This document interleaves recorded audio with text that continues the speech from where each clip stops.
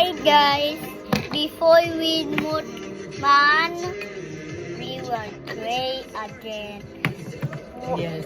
With fried, last time we eat fried chicken with rice, and now we're gonna eat rice and egg. Wow. With?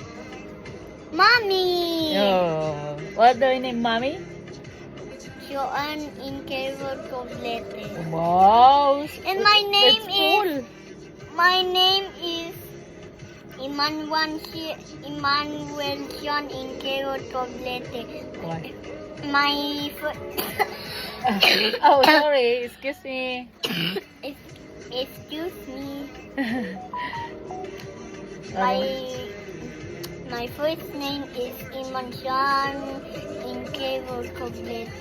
And my mommy's name is mommy's first name is Joan in carrot complete. Mm-mm. So, We're gonna eat some rice and yellow egg and some milk with energy milk of egg. Energy egg. Okay. So, let's pray first. You lead the prayer. Okay. Okay. What do we say? Lord. Lord, Mm. thank you. Mm-mm. And what else? For the food For the food that we eat that we eat this one tonight. tonight. Thank you, Lord, Thank you, Lord, for every day.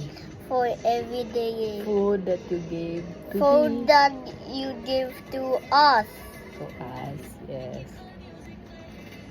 In Jesus' name we In pray. Jesus' name we pray. Amen. Amen. Now we're gonna start mukbang. Mukbang. Mukbang. Okay. So we're gonna watch mukbang instead we are in mukbang. Mm-mm. You're watching TV, but Okay? less the boys. You need to like and subscribe to us, and also those mukbangs they called sushi mukbang and gomstam mukbang, and you see this, you called it, What they called it?